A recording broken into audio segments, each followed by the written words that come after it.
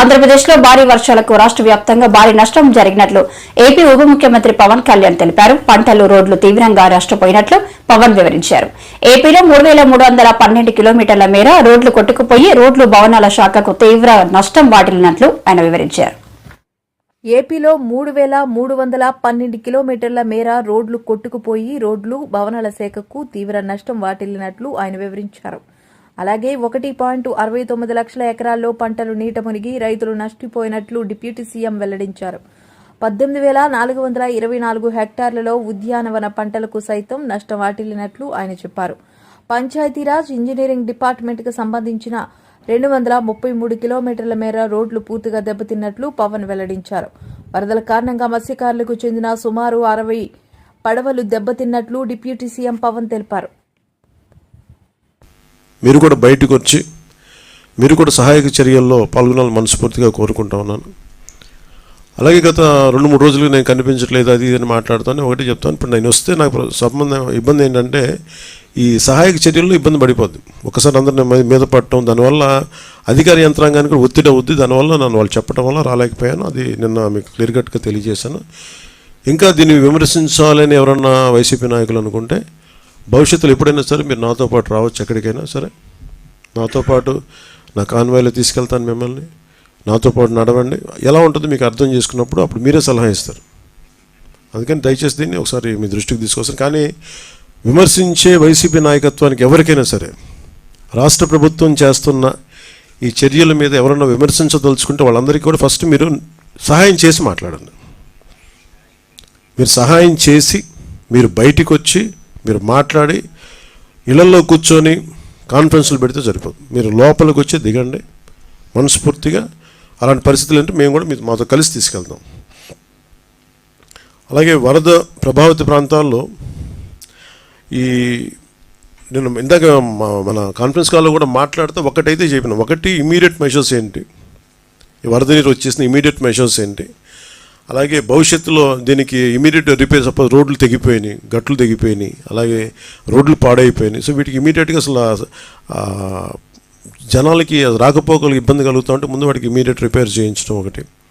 అలాగే రెండవది permanent repairs ఏం చేయాలి. దీనికి ఎంత దాదాపు ఒక 200 కోట్లు ఓన్లీ పంచాయతీల వరకు తీసుకుంటే దాదాపు ఒక 96 కోట్లు బడ్జెట్ ఒకటి ప్రతిపాదించారు.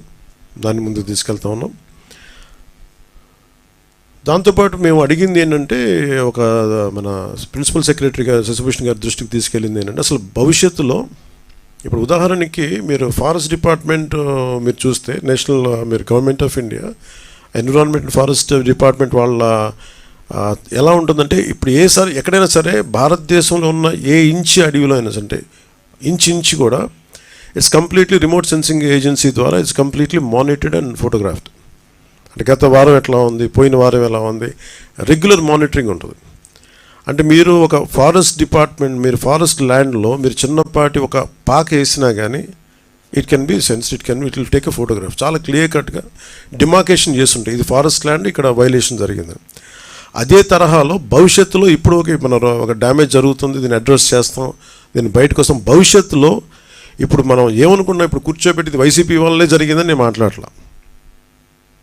ఓకే, ఖచ్చితంగా వాళ్ళు గత ప్రభుత్వం వాళ్ళు ఉన్నప్పుడు 5 సంవత్సరాలు వాళ్ళు ఉన్నప్పుడు వాళ్ళు నిజంగా కొంత మనకి ముఖ్యంగా వాటర్ ఇరిగేషన్ ప్రాజెక్ట్స్ సంబంధించి కానీ ఏదైనా సరే వాళ్ళ నిర్వహణ లోపల చాలా వాళ్ళు సరిగ్గా డబ్బులు కూడా ఇవ్వలేదు. దానికి వాళ్ళకి అవగాహన ఉందో లేదో తెలియదు కానీ డబ్బులు సరిగ్గా ఇవ్వాల, లాకులు రిపేర్లు చేయాలి, కనీసం వాళ్ళు కూర్చోబెట్టి చిన్న మెయింటెనెన్స్ ఆయిల్ కూడా ఇవ్వలేదు వాళ్ళు. ఇలాంటి పరిస్థితులు చేశారు. అలాగే మీరు వించా డ్యామ్ కూడా మొన్న కూడా నేను మన కడపకి వెళ్తే ఆ జిల్లాలో కూడా చూస్తే వాళ్ళు చాలా నిర్లక్ష్యంగా లష్కర్ ఒక ఆయన వచ్చి చెప్తున్నాడు, మీరు ఇక్కడ వరద వచ్చేస్తుంది మీరు పట్టించుకోండి అంటే ఒకళ్ళు పట్టించుకోలేదు. ఆయన ఇండివిజువల్గా ప్రభుత్వం చేయకపోయినా, అప్పుడున్న ముఖ్యమంత్రి గారు చేయకపోయినా, అప్పుడున్న సంబంధిత మంత్రులు చేయకపోయినా ఒక లష్కర్ వచ్చి రామయ్య గారు వచ్చి ఆయన బయటకు వచ్చి ఆయన అందరినీ అప్రమత్తం చేసి చాలా ప్రాణాలు గట్టెక్కినాయి. ఇప్పుడు విపరీత నష్టంతో. సో ప్రతి పనికి అలాగే ఈరోజు మేము అందరం కోరుకుంటుంది కూడా మీరు గత ప్రభుత్వాలు దీన్ని అర్థం చేసుకొని సహకరించాలని మనస్ఫూర్తిగా కోరుకుంటూ, అలాగే వరద ప్రాంతాల్లో ప్రభావిత ప్రాంతాల్లో నిత్యం పర్యటిస్తూ అనిత్యం అధికారులతో సమీక్షిస్తూ గౌరవ ముఖ్యమంత్రి చంద్రబాబు గారు తిరుగుతూ ఉన్నారు. అలాగే NDR national disaster response force, అలాగే స్టేట్ డిజాస్టర్ రెస్పాన్స్ ఫోర్స్, అలాగే పోలీసు, అలాగే మరి నిజంగా నిన్న డిజాస్టర్ మన పైకి వెళ్తే పైన మన డిజాస్టర్ మన స్టేట్ డిజాస్టర్ రెస్పాన్స్ ఫోర్స్ ఈ కమాండ్ సెంటర్కి వెళ్తే ఫస్ట్ టైం మీడియా ఎంత యాక్టివ్గా ఉన్నారనేది నాకు చాలా చాలా ఆనందం వేసింది. ఆయన సిసోడియా గారు కూడా చెప్తా ఉన్నారు, state disaster response force head చేశాను. కొన్నిసార్లు మాకంటే కూడా మీడియా వారే చాలా ముందులో ఉన్నారు. ఇది కొన్నిసార్లు మాకు బాగా తెలియజేస్తాం, అందుకని పర్టికులర్గా మేము మీడియాని కూడా ఫాలో అవుతుంటామని చెప్పారు. అలాగే దాదాపు 29 మంది ఈ వరదల వల్ల ప్రాణాలతో చనిపోయారు, మన ప్రాణాలు కోల్పోయారు. 2 మంది మిస్ అయ్యారు. యాజ్ ఆన్ టుడే ఒక 200 పైచిలకు జంతువులు, పశువులు చచ్చిపోయినాయి. అలాగే ముఖ్యంగా 59,848 ఈ మన మనకి పౌల్ట్రీ బర్డ్స్ చచ్చిపోయినాయి. మనుషుల కోసమే కాకుండా జంతువుల కోసం కూడా మనం ప్రత్యేకించి ఒక 131 హెల్త్ క్యాంప్స్ ఓన్లీ పశువుల కోసం పెట్టాం.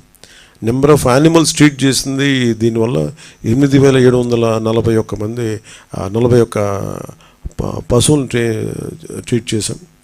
వ్యాక్సినేటెడ్ యానిమల్స్ దీంట్లో 12,784.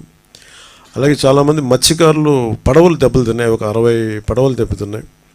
అలాగే రోడ్లు భవనాల శాఖకు సంబంధించిన రోడ్లు దాదాపు 3,312 కిలోమీటర్ల లెంత్ రోడ్డు దెబ్బతింది.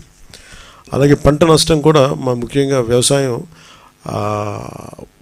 1,69,000 హెక్టార్లు నష్టపోయారు,